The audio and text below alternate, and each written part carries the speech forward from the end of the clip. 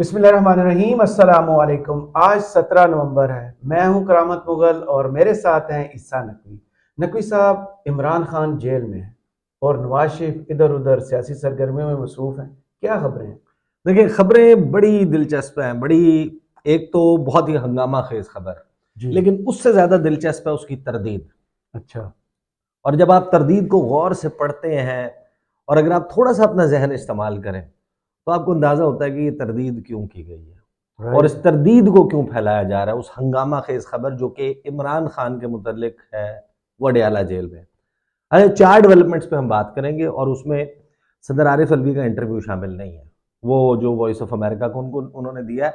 सदर आरिफ अलवी के हवाले से हमने इतनी वीडियोस कर ली मिड अगस्त के बाद कि सदर अलवी ये कर रहे हैं, ये कर रहे हैं। वो उनकी जो गुफ्तगू है, वो जो उन्होंने की है अली फुरकान के साथ अपने इंटरव्यू में वॉइस ऑफ अमेरिका को, वो अगेन साबित करती है जो हम ऑल अलोंग कहते आ रहे हैं कि अलवी साहब जो है ना, उन्होंने वो ध्यान रखो।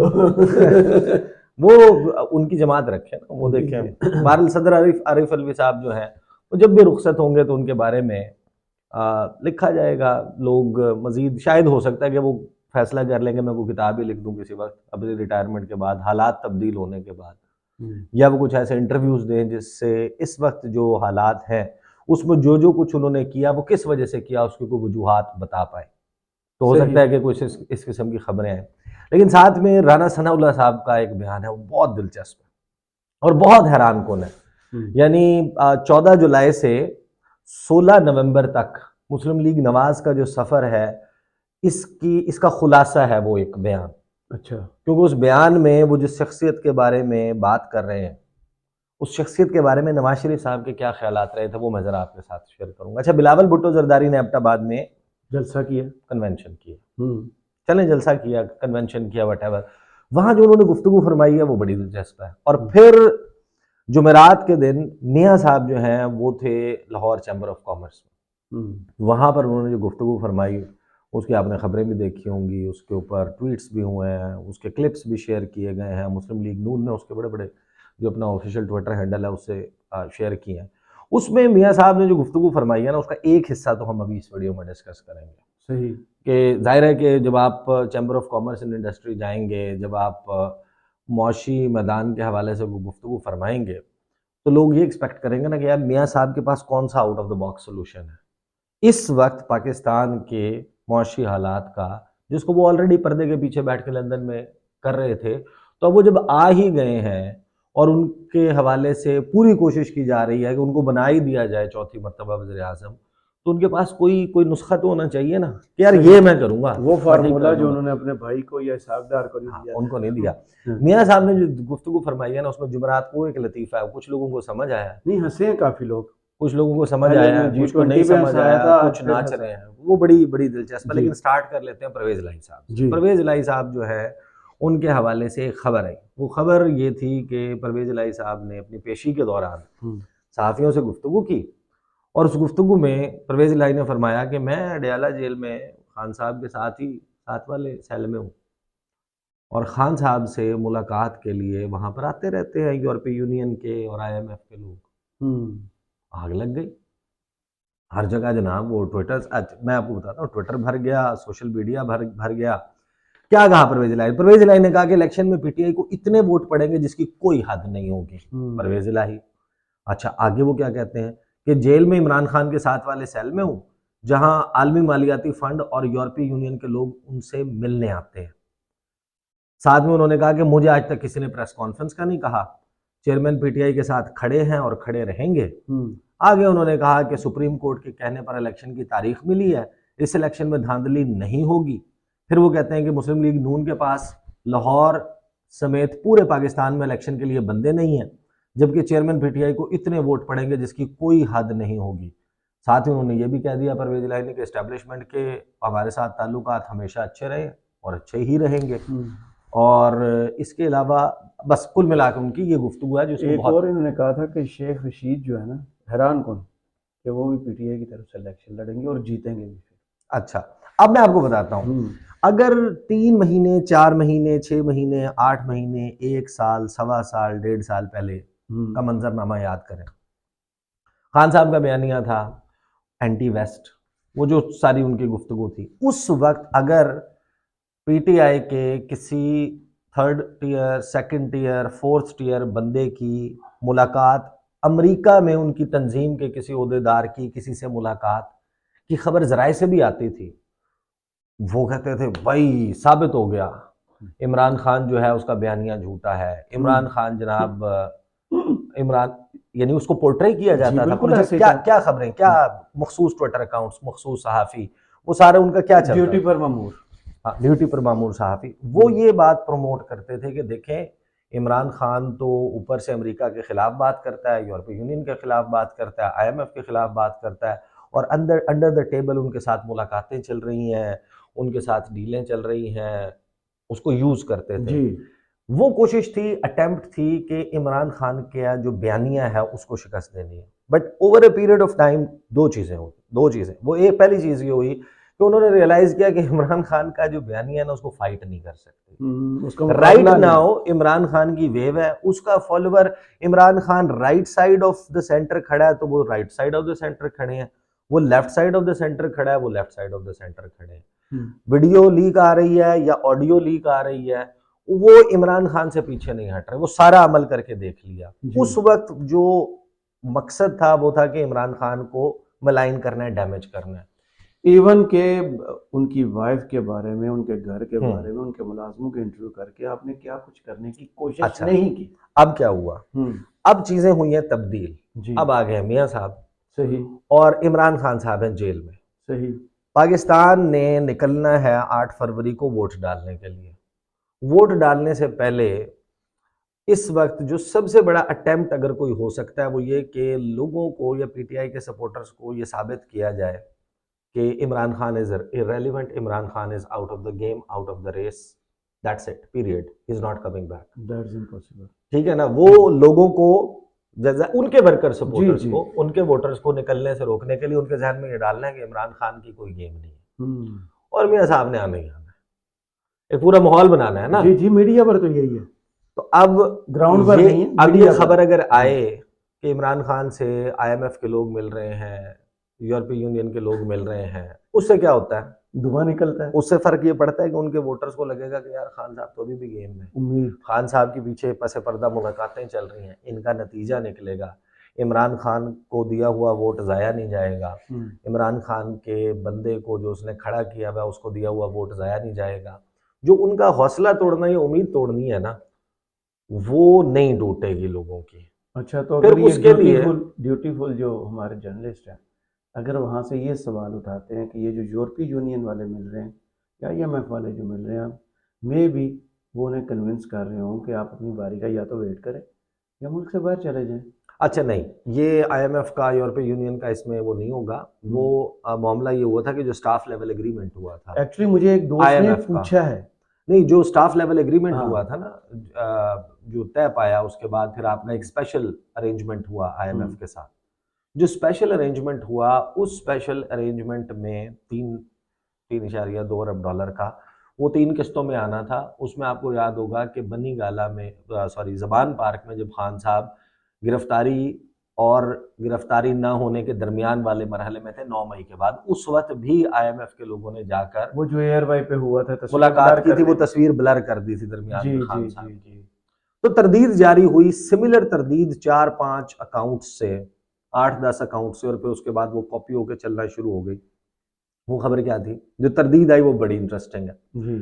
चेयरमैन पाकिस्तान तहरीक इंसाफ इमरान खान की आईएमएफ और यूरोपीय यूनियन के नुमाइंदगान से अडियाला जेल रावलपिंडी में मुलाकात के हवाले से सोशल मीडिया और मुख्तलिफ टीवी चैनल्स पर चौधरी परवेज इलाही के हवाले से चलने वाली खबरों के मुतल्लिक तर्जुमान महकमा जेल खाना जात पंजाब की वजाहत। एक फिक्रे में सब कुछ लिखा। चेयरमैन पाकिस्तान तहरीक इंसाफ से आईएमएफ और यूरोपीय यूनियन के नुमाइंदगान से अडियाला जेल में मुलाकात के हवाले से चौधरी परवेज इलाही का बयान बेबुनियाद, हकाइक के बरक्स और मुनाफी है। अडियाला जेल में तहरीक इंसाफ के चेयरमैन से ना ऐसी कोई मुलाकात हुई, ना ही ऐसी किसी मुलाकात का कोई सवाल पैदा होता है। इमरान खान और चौधरी परवेज इलाही को अडियाला जेल में अलग अलग जगह पर रखा गया, जिसका दरमियानी फासला 500 मीटर से जायद है।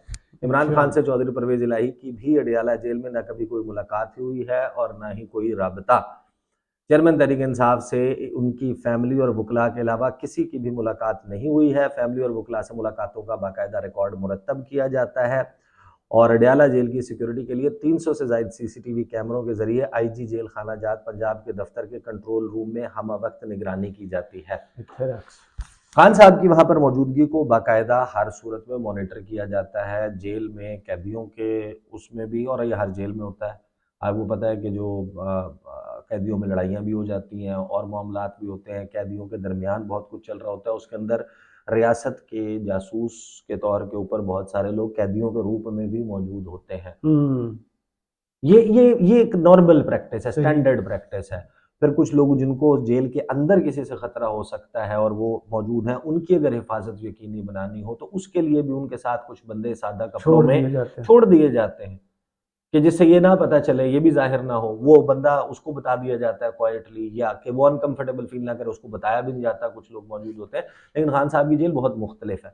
जैसे ही ये खबर फ्लोट हुई, मेरे उसी वक्त मुलाकात करके कुछ वक्त पहले बैरिस्टर गौहर खान साहब आए थे और वो जो बनी गाला गए हैं और वहाँ पर उनकी एक मीटिंग चल रही थी कोर कमेटी की, उस दौरान मेरे प्रोग्राम में उन्होंने मुझे ज्वाइन किया। मैंने यही सवाल उनसे किया, मैंने कहा खान साहब से मुलाकात हुई और पे यूनियन के लोगों की और इनकी? उन्होंने कहा कि नहीं, मेरे इल्म में ये बात नहीं है। मैंने कहा आपके इल्म में ये बात नहीं है या आपकी कोई बात हुई खान साहब से? और उन्होंने कहा कि नहीं, मेरी कोई मुलाकात नहीं हुई। What's the exact status? उसके ऊपर बैरिस्टर गौहर खान साहब ने कहा नहीं, हमारी इस हवाले से बात ही नहीं हुई, और क्योंकि खान साहब ने हमें नहीं बताया तो मैं इस पोजीशन में नहीं हूं कि मैं इसके ऊपर वो करूं। नेक्स्ट टाइम मैं मुलाकात करूंगा, हम पूछ लेंगे उनसे, पूछ के हम बता देंगे कि मुलाकात ऐसी हुई है कि नहीं हुई। बट प्रैक्टिकली स्पीकिंग इस वक्त खबरें जो नून लीग को या नून लीग के लिए फेवरेबल एनवायरनमेंट क्रिएट करने वालों को वो खबरें ये सूट करती हैं, जो कि चल भी रही हैं। मियाँ साहब पहुंच गए कोयटा, मियाँ साहब से फलां लोगों की मुलाकात होगी, इतने सहाफियों की मुलाकात, इतने लोगों ने ज्वाइन कर लिया। लाहौर चैम्बर ऑफ कॉमर्स पहुंच गए, आज उन्होंने सियालकोट भी जाना है, सियालकोट चैम्बर ऑफ कॉमर्स, वहां पर भी उन्होंने गुफ्तगू फरमानी है। मियाँ साहब से फलां मुल्क के हाई कमिश्नर की, फलां एम्बेसडर की मुलाकात, मियाँ साहब ने फलां जगह जाके अपना मुल्क की मईशत के हवाले से विजन दिया। ये खबरें वो हैं जो सूट करती हैं। विजन दिया? हाँ, वो उन्होंने सूट करती हैं उनको, नून लीग को, कि हम ये खबरें जनाब मीडिया की जीनत बननी चाहिए ताकि लोगों में माहौल बने ना, माहौल बनाना है। अच्छा, तो ये खबर माहौल खराब करने वाली थी। हुई है या नहीं हुई? वैसे आपको बताऊं, परवेज लाई ने ये जो एक स्टेटमेंट दी है, इसने सारा मेला लूट लिया। हाँ, मेला तो लूटा, मेला लूट लिया। अच्छा, अब हुई है या नहीं, इसकी खत्म कैसे होती है? वो सहाफी जो कि इमरान खान के किसी सेकंड थर्ड टीयर के, या आपको याद है एक वो आई थी यूएस लेजिस्लेटर इल्हान उमर नाम था उनका, ये क्या, उनकी मुलाकात के ऊपर उसकी तस्वीरें लगा के जो हंगामा बर्पा किया कि एक तरफ अमेरिका को ताने और एक तरफ उनके साथ खुफिया मुलाकात। तहरीक इंसाफ ने तस्वीर जारी किया, खुफिया मुलाकात, और यूं मैसेज पहुंचा दिया अंदर से एक है, ये वाली खबरें चलाई गई थी। तो भाई आज भी उसको कैश करो ना। हाँ। कि खान की मुलाकात हुई, यूरोपीय यूनियन, परवेज इलाही ने बताया कि यूरोपीय यूनियन का वफ्द, IMF का वफ्द, उससे तासुर ये जाता है कि वो अभी भी इमरान खान गेम में भी है और इमरान खान जो है वो उसके चांसेस हैं हुकूमत में आने के, और इमरान खान की तरफ देख नहीं हो सकते ना सर। नहीं तो उन्होंने तो पोर्ट्रे यही करना है ना, छोड़ देना अब इस बात को, ये जो भी है। अब ये खबर है जनाब बड़ी दिलचस्प। उसके बाद हम आ जाते हैं बिलावल साहब के कन्वेंशन पे, ये भी बड़ा दिलचस्प काम हुआ। बिलावल साहब ने कहा कि नई सियासत और नई क़यादत की जरूरत है, पुराने सियासतदानों को घर बिठाना पड़ेगा। अच्छा, एक पहली बात पुराने सियासतदानों को जो घर बिठाने वाली बात है ना, घर से शुरू करें, वो बिठाना होता है असल में अवाम में जी, और इदारों ने या किसी ने नहीं, या किसी के कहने के ऊपर कोई रिटायर नहीं होता। आप मैदान इंतखाबी मैदान में जाते हैं, लोग डिसाइड करते हैं कि कौन बैक सीट पे बैठेगा, कौन खड़ा होगा, किसी को बस में सवारी की जगह भी नहीं मिलेगी, कौन ड्राइविंग सीट पे होगा, कौन फ्रंट सीट के ऊपर बैठा होगा, कौन दरमियान में, और कौन बिल्कुल आखिरी नशिस्तों पे बैठा होगा। ये तो करना होता है अवाम ने। और ये आपने बड़ी दिलचस्प बात की कि फिर इसको फिर शुरू घर से करें। बिल्कुल ना, हाँ, नौजवान की आदत की तो फिर जरूरत वहां से ही स्टार्ट कर लेना। जहाँ ये कहते हैं मैं सिर्फ घर में उनका पाबंद और सी फैसले करेंगे। अच्छा, कुछ बातें उन्होंने बड़ी जबरदस्त की बिलावल ने। उन्होंने कहा कि दूसरी जमातें पुरानी सियासत में लगी हुई हैं। एक बात होता है, पाकिस्तान नीड्स रीसेट, रीबूट होता है ना, सिस्टम हैंग करने लग जाता है, स्लो हो जाता है। आप कंप्यूटर को क्या करते हैं, आप उसको रीबूट करते हैं, रीसेट करते हैं, उसको रीस्टार्ट करते हैं, मशीन को थोड़ा सा ठंडा करते हैं। अगर गर्मी बहुत ज़्यादा, तनाव बहुत ज़्यादा बढ़ गया हो तो आपको पता है कि जो इस किस्म की आप टीवी में काम करते हैं, आपको पता है। मशीनों के लिए भी एसी लगाए जाते हैं। हाँ, स्पेशल। हाँ, बड़े बड़े एसी। हाँ, कि वो सिर्फ मशीनों को ठंडा रखने के लिए और बंदे खुद बहुत ही ठंडे हो जाते हैं। हाँ, बंदे साथ में खुद ब खुद हो जाते हैं। अच्छा, इन्होंने कहा माजी की सियासत में, तफरीक की सियासत में ना फंसें। साथ में बिलावल जरदारी साहब ने एक बड़ी दिलचस्प बात की, ये मैं आपको बता दूं, फिर हम आगे बढ़ते हैं। कहते हैं किसी को दूसरी बार या चौथी बार वज़ीर आज़म बनाने के बजाय जिसको मौका नहीं मिला उसे मौका दें। आप मौका देते हैं तो ये वादा है कि कभी आपको मायूस नहीं करूंगा। इसमें सिर्फ एक प्रॉब्लम है, I agree with the idea, the central idea, कि आपको जो चले हुए कारतूस हैं, मतलब जिनके पास जो कुछ था उनको आपने देख लिया ना। दूसरी मरतबा कौन है? दूसरी मरतबा किसको कह रहे हैं? शहबाज शरीफ एक दफा बन गया ना, या इमरान खान दूसरी मरतबा, चौथी मरतबा हाँ। सीधा नवाज शरीफ नहीं, बिलावल जो है वो कहानी ये करते हैं, कहानी ये सुनाते हैं। देखें, बिलावल की सियासी तरबियत की है, वो सब कुछ किया गवर्नमेंट में। He has not led the country while being in centre, मतलब वजीर आजम तो वो नहीं रहे ना। क्वेश्चन ये है, सवाल ये है कि वो कह रहे हैं कि जिसको पहले मौका नहीं मिला, तो वो आप पीपल्स पार्टी की का सोचें, पीपल्स पार्टी को कितने मौके मिले? तीन मौके मिले हैं ना। ढेर सारे वज़ीर आज़म भी रहे हैं उनके, बेनज़ीर साहब के बाद भी 2 उनके जो है वो वज़ीर आज़म रहे हैं पीपल्स पार्टी के।